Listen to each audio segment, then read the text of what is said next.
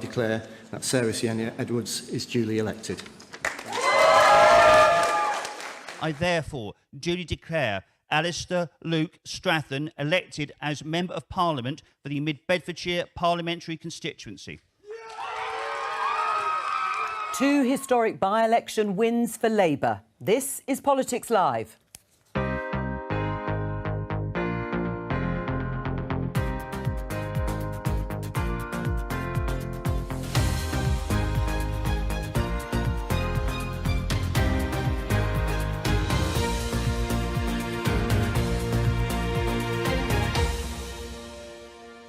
Joining me, Telegraph columnist Madeline Grant, the New Statesman's Rachel Cunliffe, Liberal Democrat MP Daisy Cooper, Shadow Health Secretary Wes Streeting and the Energy Minister Andrew Bowie.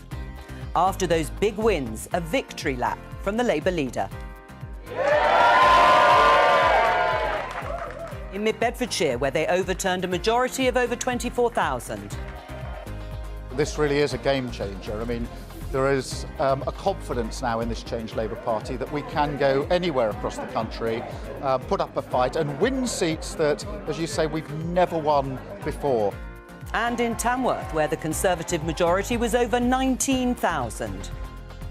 People told me that it was not possible to win this seat in this by-election, and you absolutely smashed it. Tories make a quick exit and lick their wounds. I'm not in any way trying to sound complacent about it. We have a lot of work to do as a government, as a party, to win those voters back to the Conservative cause. And the Liberal Democrats are left with nothing to show for their campaigning efforts. We're really proud of the fact that we managed to almost double our share of the vote, and we did win over the support of thousands and thousands of lifelong Conservative voters.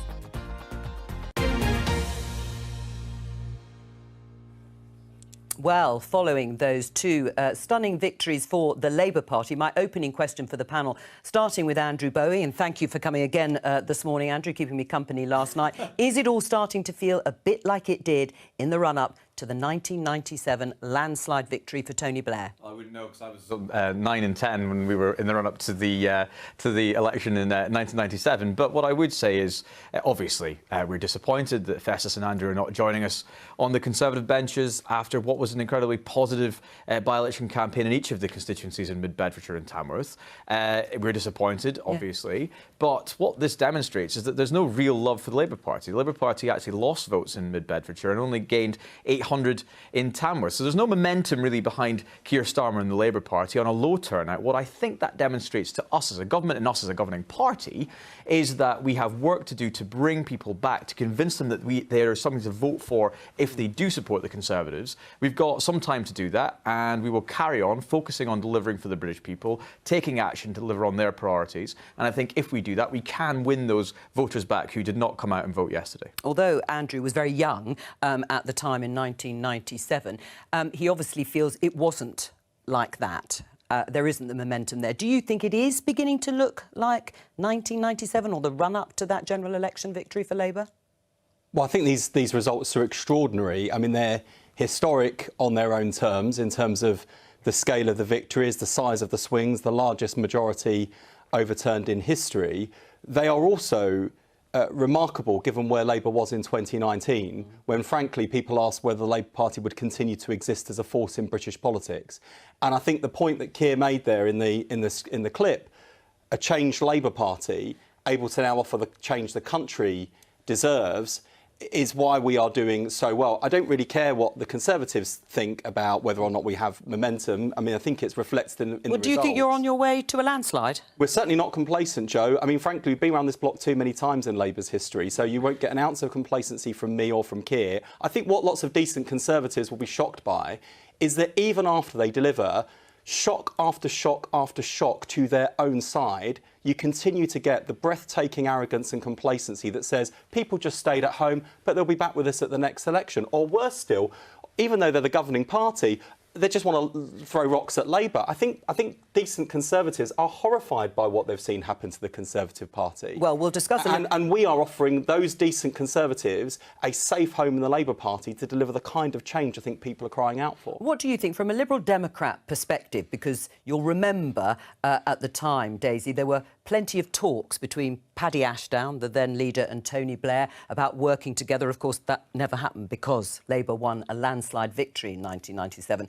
But is this reminiscent? Well, there's lots of speculation about which general election in the past the next general election will be most similar to. What I would say is that this has been one of the most unpredictable parliaments of all time. I think the election in Bedfordshire yesterday was also an incredibly unpredictable election. It certainly felt that way on the doorstep yesterday. But what the by-election yesterday did show is that the Liberal Democrats are winning over a lot of lifelong Conservative voters, many of whom would not countenance voting for the Labour Party, but would consider voting for the Liberal Democrats. And we certainly think that looking at the result yesterday, as it turns out, we think we've played an instrumental role in defeating the Conservatives yesterday. And we think that points to the role that we will play at the next general election, where we very much hope to defeat lots of Conservative MPs, where Liberal Democrats are the key challengers. Does it feel like the run-up to 97? I was also a bit too young to remember how it felt. Oh, you're all too young. You're all too young. But you all know your history. But it does feel like there is a nationwide movement against the Conservative Party. And it's not just these two by-elections, it's also a trend that we saw in July with the three by-elections then. And there was so much of the discourse after those three focused on Uxbridge and South Ruislip and the fact that the Conservatives had clung on to that by less than 500 votes. And I don't think there was enough focus on the fact that there had been two massive majorities of 19,000 and 20,000 overturned, one in the north and one in the south. Now you've got another two where it's very clear that the anti-Tory sentiment is coming through. And I think there should be more focus on why that is and the votes that the Conservatives are losing, rather than the lesson that they seem to have taken from Uxbridge, which is if we just go really hard on, say, green issues, maybe we can win people back. Do you think it's reminiscent of the run-up to 97? Comparisons are being made because of the size and scale of these historic wins for Labour, similar to by-elections during that 92 to 97 period. Exactly, and there was one in,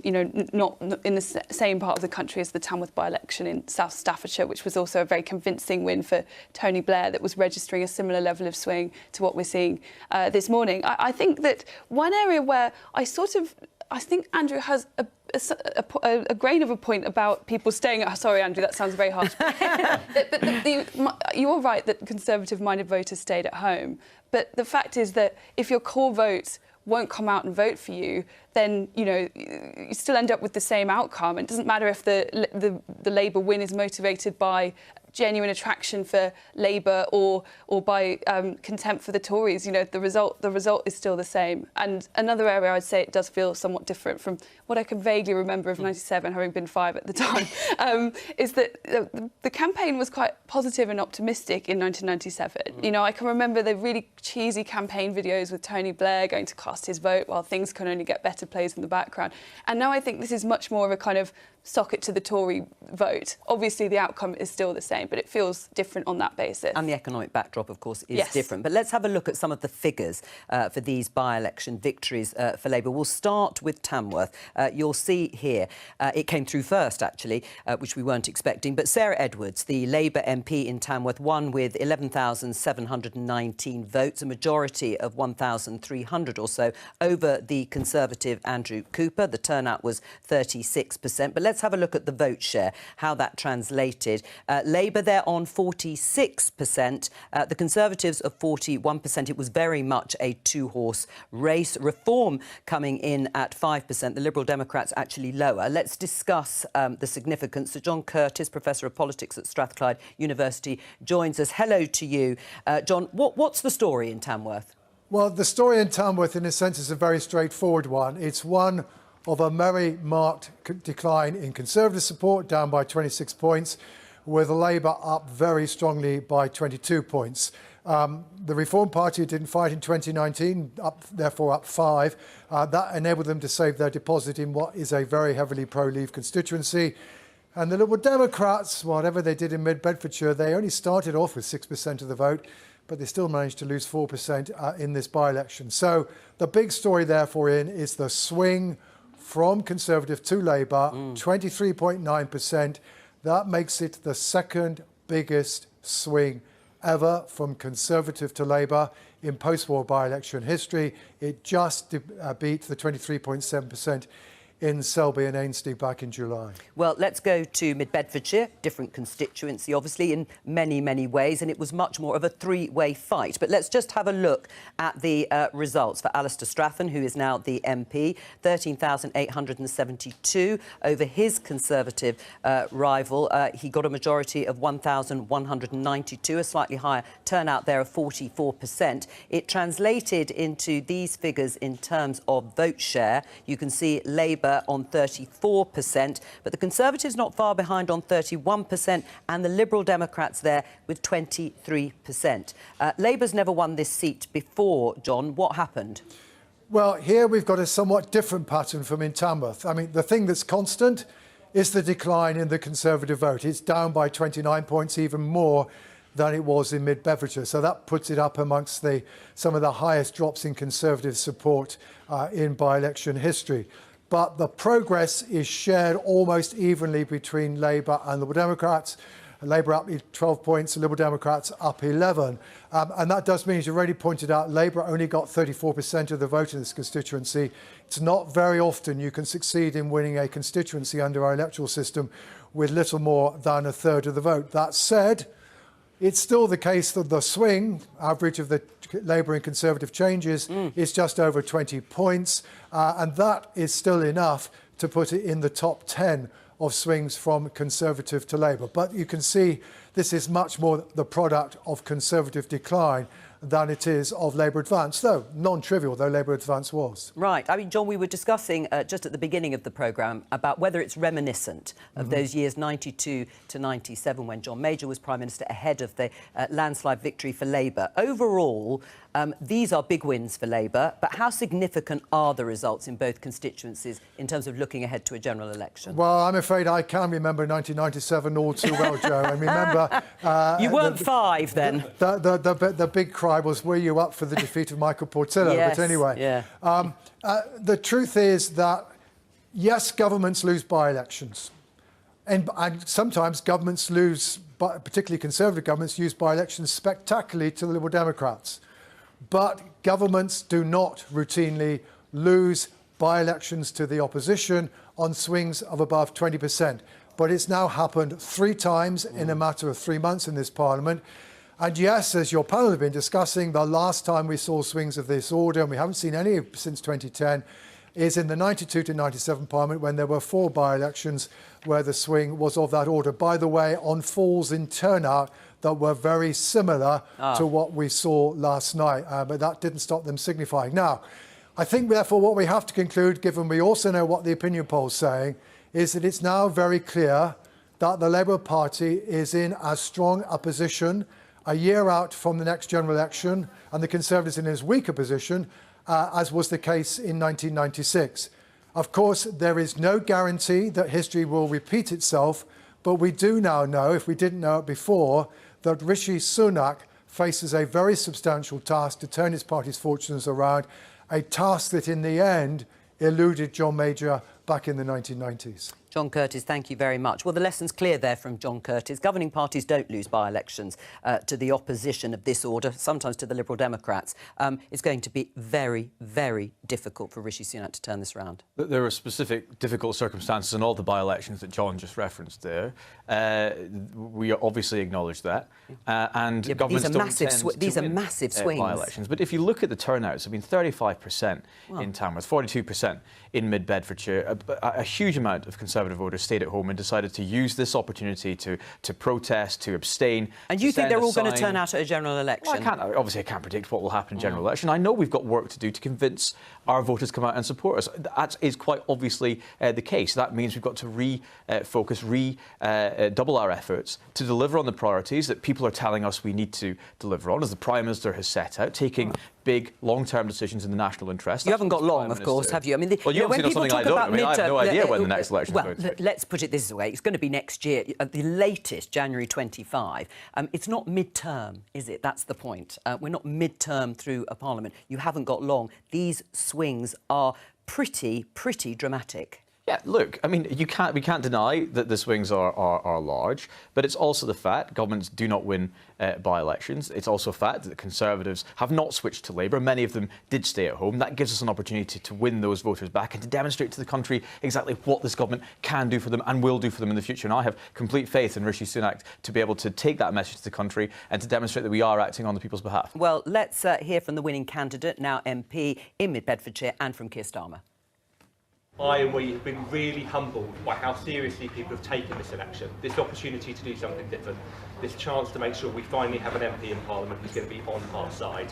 And I think it's fair to say that after today, no one is going to be taking us for granted here in Bedfordshire ever again. We take this incredible victory humbly. We know that voters here have voted for us and they put their trust and their confidence in a changed Labour Party, and we will repay them for that trust and confidence. We do so humbly. Keir Starmer and Alistair Strathern. Let's catch up with our political correspondent Nick Eardley, who's been in Mid-Bedfordshire. Interesting use of the word humble, and we are going to reward the people of Mid-Bedfordshire humbly. Cautious, really, in his celebrations. I think Keir Starmer was very keen not to get ahead of himself this morning. In another BBC interview, he talked at length about not wanting to get carried away, that there's a long way to go until the general election.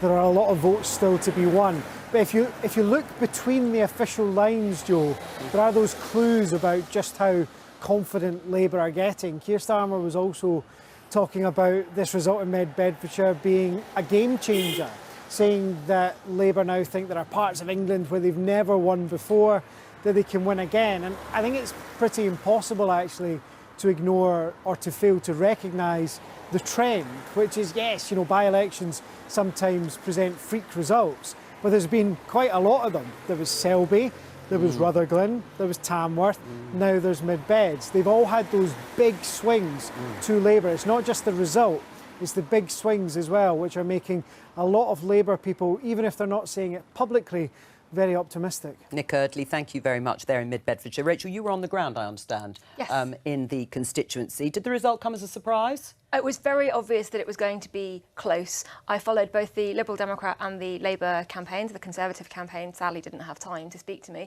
but the message that we got on the doorstep again and again and again were voters saying, we want to send a message to the Conservatives, but we're not sure who has the best chance of winning. Is it Labour? Is it the Liberal Democrats? And there was a huge amount of anger at the Conservative Party, not just for the last year, but these people felt ignored from the last decade, really. A lot of anger at Nadine Dorries specifically. I think my favourite quote was a voter who said she'd been as much use as a chocolate fireplace.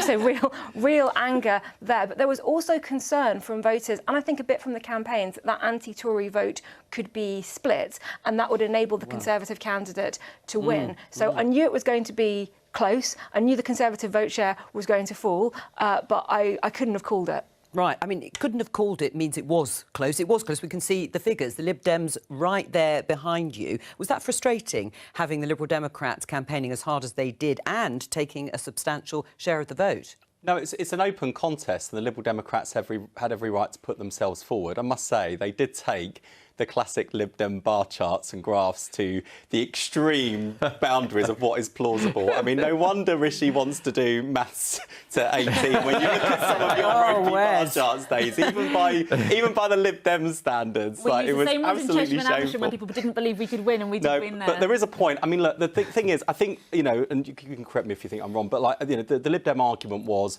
there's a ceiling for Labour here and only the Lib Dems could win. Now, we didn't believe that, and our early work in Mid-Beds told us that we were the main challengers, and so we really went hell for leather for it. We had a great candidate in Alistair Strathern, who's going to be a brilliant MP. But, it's not for me to tell the Liberal Democrats where they can and can't campaign. This is the point of democracy. People deserve that choice. So I don't resent the Liberal Democrats for contesting that seat. There aren't many three-way marginals like this. No, well, that's true. Mainly they're two-way. Fairly unique. But, we are... we know, and this comes back to the point about complacency, we know at the next general election that we can only win if people are voting for the change they want to see. But do you think they are voting for you? I mean, there is a lot of discussion now. It's difficult to know how many Conservative voters stayed at home. There could have been Labour voters that stayed at home too. It's difficult to tell from the figures.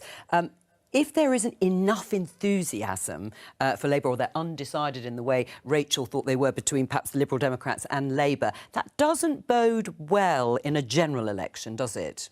Well, I think you saw the gear change at Labour conference, and that's why we're keen to spend less time talking about the Conservatives. I think people can see what's happened in the last 13 years. What we are talking about is the 1.5 million homes we'll build, the 2 million more appointments we'll deliver to get the NHS backlog down, the 700,000 more dentistry appointments that we'll deliver, the practical change that will address the real priorities of the country. And, you know, I think what stands our conference and the Conservatives' conference in real stark contrast is that what Keir Starmer did when he became leader was take on the chin directly why Labour had lost. If Rishi Sunak was doing the same thing, we wouldn't see Liz Truss applauded at the Conservative Party conference. She'd have been told to stay away. He can't confront Liz Truss and the cranks and the crackpots and the conspiracy theorists in the Conservative Party because they didn't vote for Rishi Sunak. He doesn't have a mandate. He doesn't have the party behind him. And so you get a Conservative Party that has abandoned mainstream politics and left its voters. They haven't abandoned mainstream politics, and that's it. Andrew,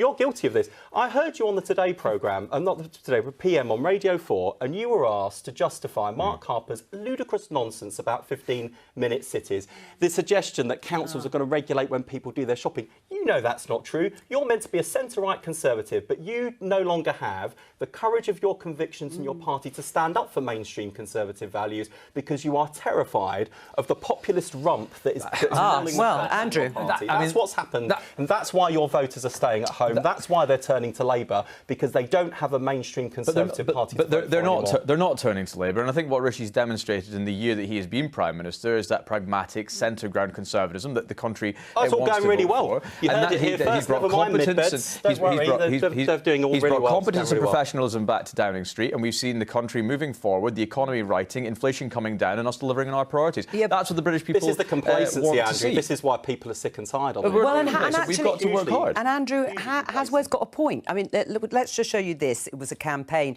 newspaper by the Conservative candidate. Today, Mid-Bed's choice. Today is Judgment Day for Mid-Bed's Green Belt. On these issues, Sunak's, barely mentioned house building in his conference speech. They're going for the wrong issues. You are going for the wrong issues. It didn't work here. They didn't even put the logo on it. That's how ashamed the Conservatives are of their party and their brand. They didn't even put their logo on it. We were very proud of their candidate. Festus was running a fantastic campaign, and he actually garnered a lot of support on the doorsteps and indeed at the ballot box. It wasn't enough, and that's why he's not going to be joining us on the Conservative benches, which is a shame. But I'm very proud of the campaign that we ran in both Mid-Bedfordshire and Tamworth, and I'm very proud of the programme that Rishi has, and we'll be hearing more about in a couple of weeks' time at the next King's speech for the next few years. Did Rishi Sunak learn the wrong lesson from Uxbridge and South Ruislip? Having held on to it on that one issue when it came to the ultra-low emission zone being expanded into outer London, decided then to go on things like net zero. It didn't actually help, particularly on the issue of house building in Mid-Bedfordshire. Well, what I think on that is that it's being framed as kind of an eco-only issue, but that really does tap into the cost of living big time, which is an issue that voters is possibly the number one issue. And, I think that some of the slight alteration of individual net zero targets while keeping the overall 2050 legislation as it is, that is not something radical and drastic. I mean, I think that was the right decision. But, yeah, in terms of learning the wrong lessons, I think perhaps one... I wouldn't say it's a crumb of comfort for the Tories, but having lost both of these today, I think if they'd clung on to one of them, it might still have been a terrible result for them. But it would have given grist to the mill of people who were saying, actually, it's fine, nothing to see here. It would have prevented the denialism. But these results really are so terrible that, there's no good way to spin them. Well, let's go to the next one then, which is Tamworth. And hear from Sarah Edwards, who is now the Labour MP, and again, Keir Starmer.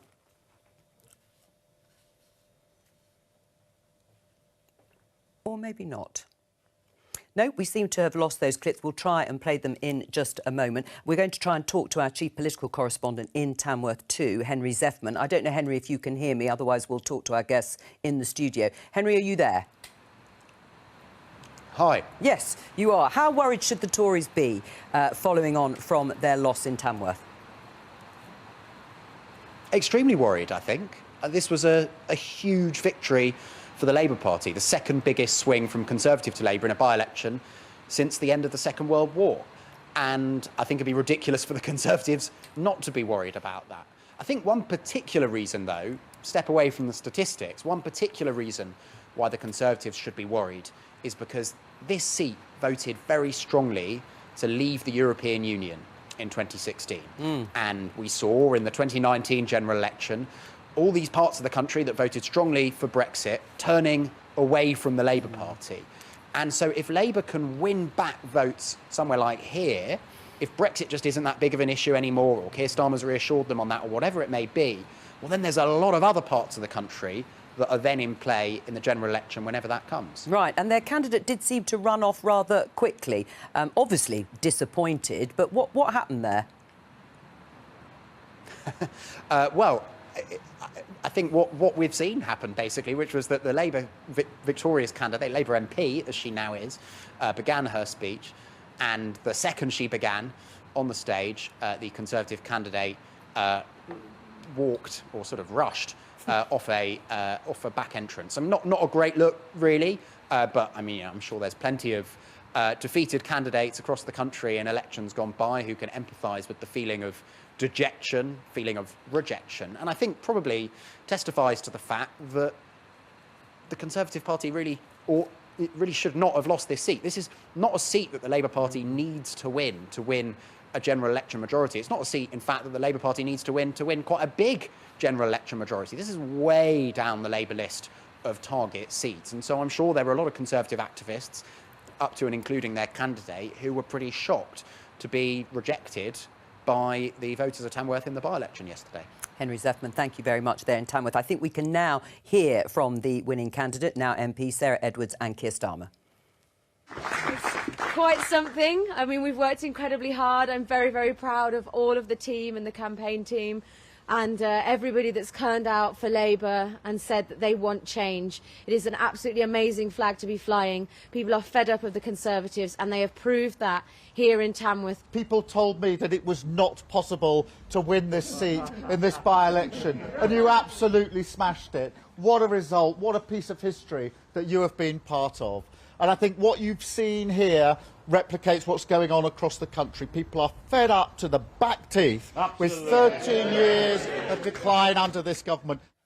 I mean, Andrew Bowie, would you agree Brexit now doesn't seem to be featuring much as an issue in the way it was years ago, and the Tories benefited from that? You've now got a Labour Party winning in areas like Tamworth, which does show a trajectory for other similar towns in the West Midlands. I think we've got to bring it all back to turnout. I mean, the turnout in Tamworth was appalling at 35%. It was incredibly... It wasn't appalling. You get low turnouts in by-elections. 35% is almost a record low turnout for a by-election. And I think that what that demonstrates is that, no, the people of Tamworth are not convinced that Labour have eschewed their Remain credentials.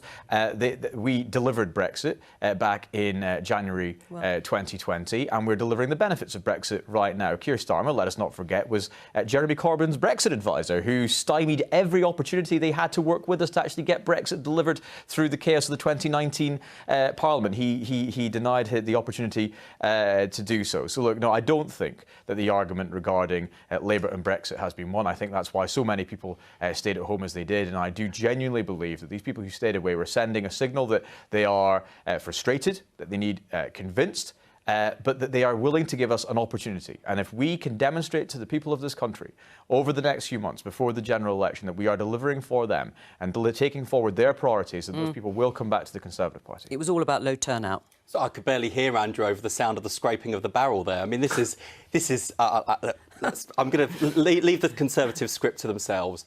We know that in the next 12 months or so in the run-up to the election, the task that we need to do is to persuade people that change is possible. So I think there's lots of people who've had the hope beaten out of them in this country, that politics can be a force for good. And secondly, that Labour is the vehicle for that change. And we will do that by not getting drawn onto their script and their message, but actually by making the case for the 1.5 million more homes that we want to build, to make the case for getting the NHS back on its feet and fit for the future with 2 million more appointments to get the backlog down, 700,000 more dentistry appointments so that children aren't turning up.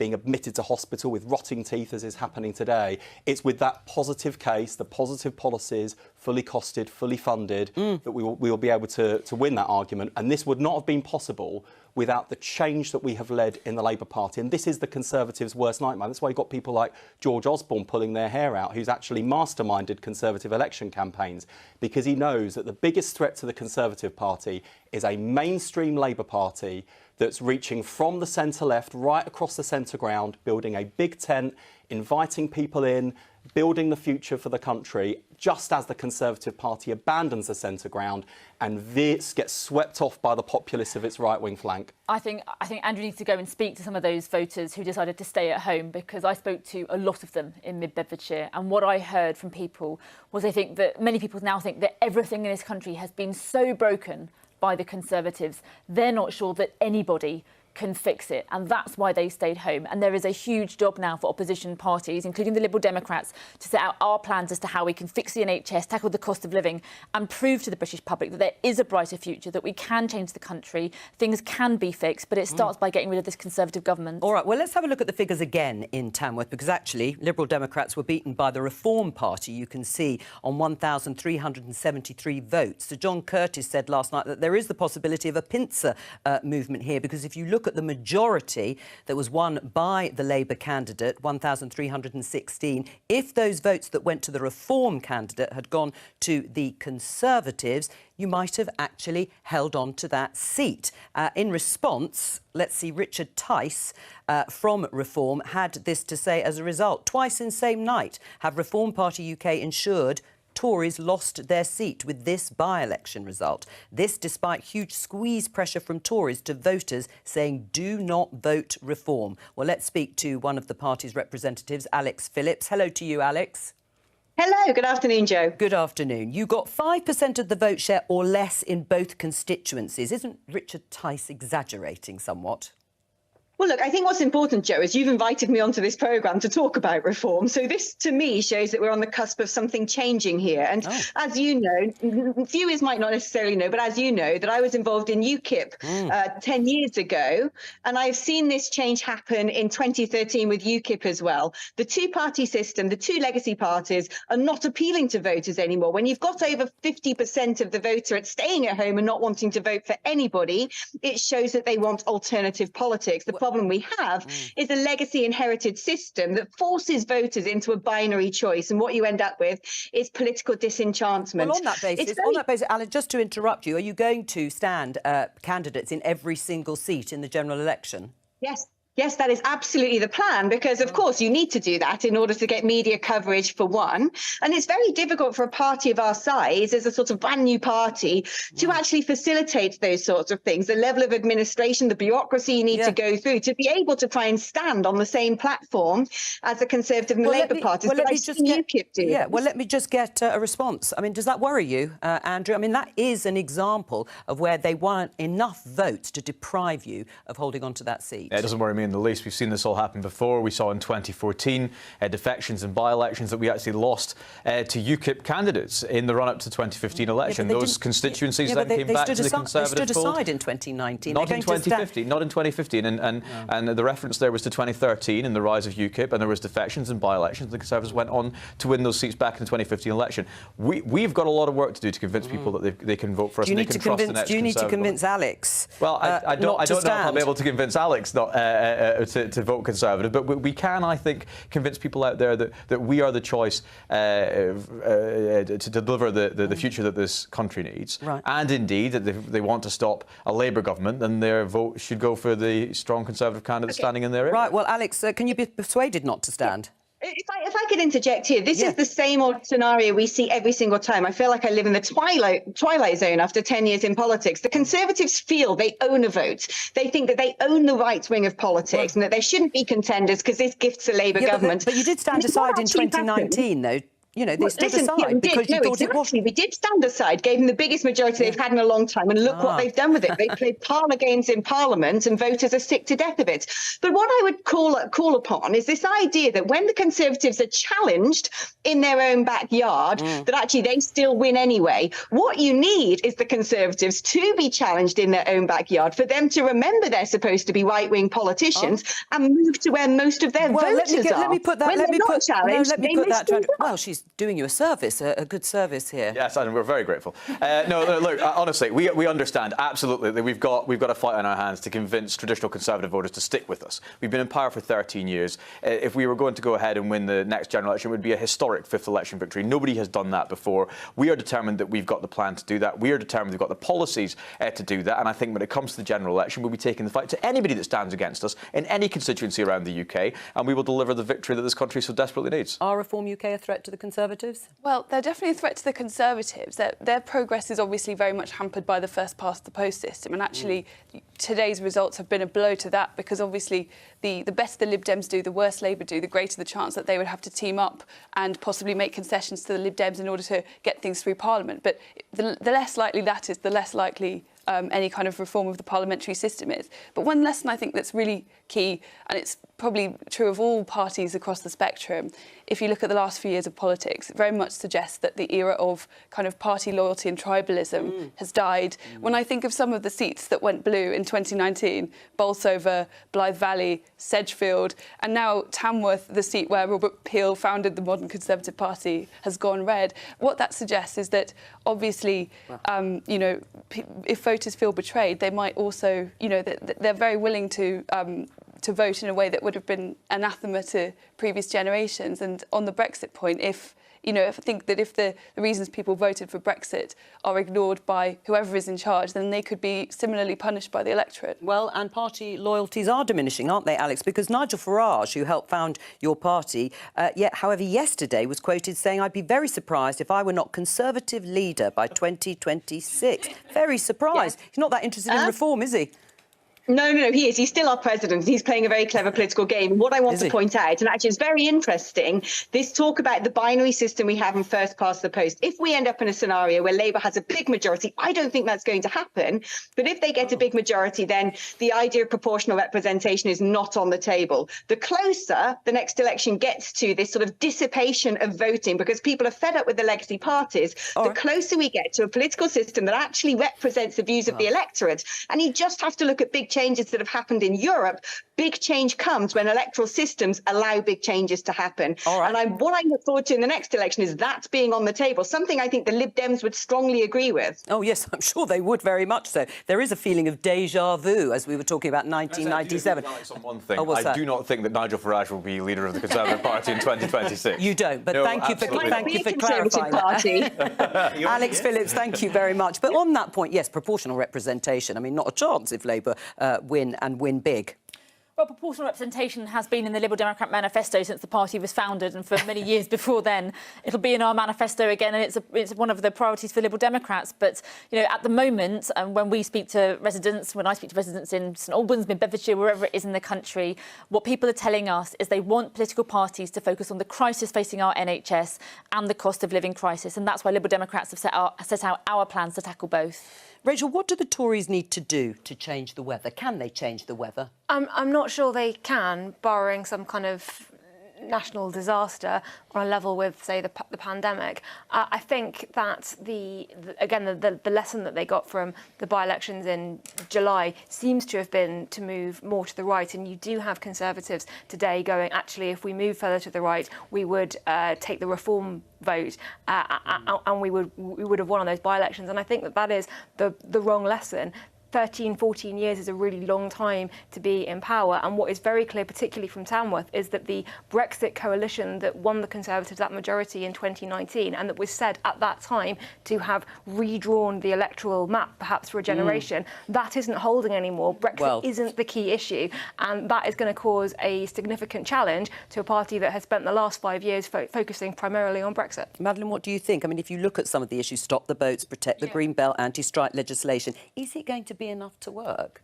I think they're very, very limited in the number of levers they can pull, and also just the the contempt that many people have for the Conservative Party. And I think, I do feel sorry for Rishi Sunak in some ways, because he is partly being punished for things that are not his fault. He's being punished for decisions. I mean, even these 2 by-elections are all to do with the detritus of the Boris Johnson but I era. suppose he has been part of those governments too. Well, yes, but he resigned after all and helped trigger the downfall of Boris Johnson. And obviously, I mean, part of the reason our economy is in the state that it's in is because of lengthy lockdowns. In fact, there's hardly a leader who was in charge of any country around the world during lockdown who is still in charge today. So but ultimately, the people will blame whoever is currently in charge. Well, and, them's the breaks. As Boris absolutely, said. as the system works. But Rishi Sunak's not to blame. It's not really his fault, particularly these 2 by-elections and the reasons behind them. I don't quite buy that, given he was Chancellor and responsible for so many other policies. But here's the crux of it, as far as I'm concerned. You look at leaders in recent history who've led their parties from opposition. Been quite a few. Oh, from opposition power, yeah. You've got Tony Blair, who changed his party to get permission to change the country. David Cameron changed his party in order to get permission to change the country. Now Keir Starmer has changed the Labour Party to get permission to change the country. And Rishi Sunak's problem is he made a change pitch to the country, but he has not and is unable to, literally has no mandate or authority to, change his party now to get permission for an unprecedented 5th term. That's his fundamental problem. Keir Starmer has changed the Labour Party.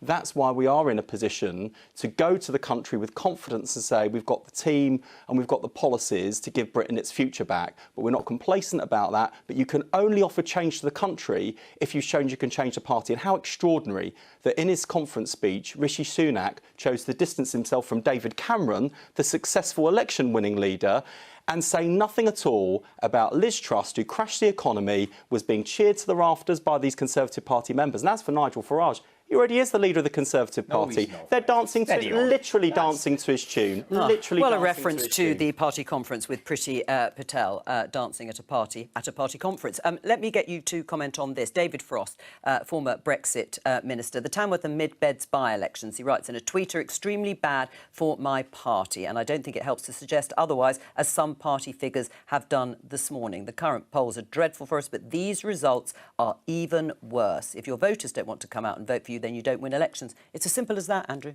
Yeah, look, we're not. We take absolutely on the chin. Have you really understood the depth of defeat, is what David Frost is saying, and obviously wanting to see some change? Yeah. Does there need to be a radical change? Look, we absolutely recognise there is frustration out there is scepticism out there, and people want to give us a bloody nose in these by-elections. They have done. We'll obviously take notice of that. Yeah. But what I think how will you really take want, notice of it? Because it's probably going to open the floodgates to an awful lot of people within the Conservative Party coming up with helpful ideas about what you should do. We've seen it already, and that's only going to increase, isn't it? No, look, I think what we need to do, and I think that what the country expects us to do, is to redouble our efforts, to focus on delivering on the priorities of the British people, to take those tough decisions that are in the national interest, to rebuild trust, to rebuild our economy, to have inflation, to move this country forward. That's what the Prime Minister is focused on. That's what the entire government is focused on. That's what I'm focused on. And I know that's what the Conservative Party will do over the next few months. I mean, the question will be, do you feel better off? Do you feel better off when voters go to the polls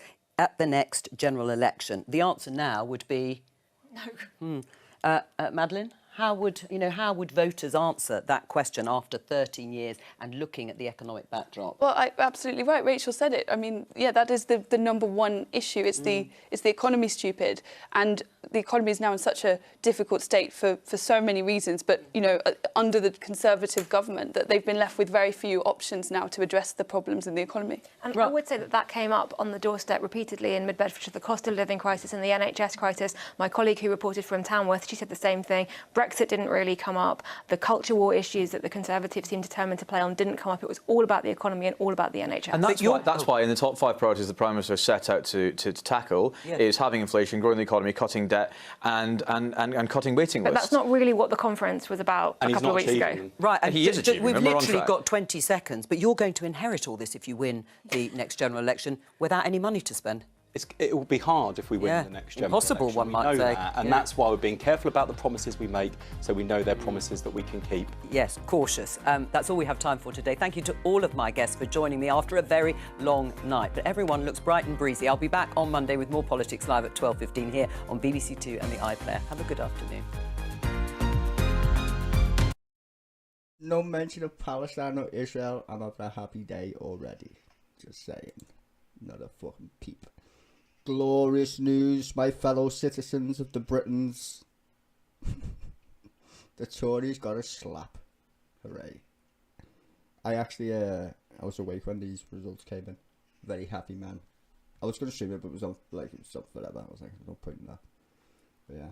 2 good news days, or 2 good news. Fuck, I can't speak. You know what I mean, right?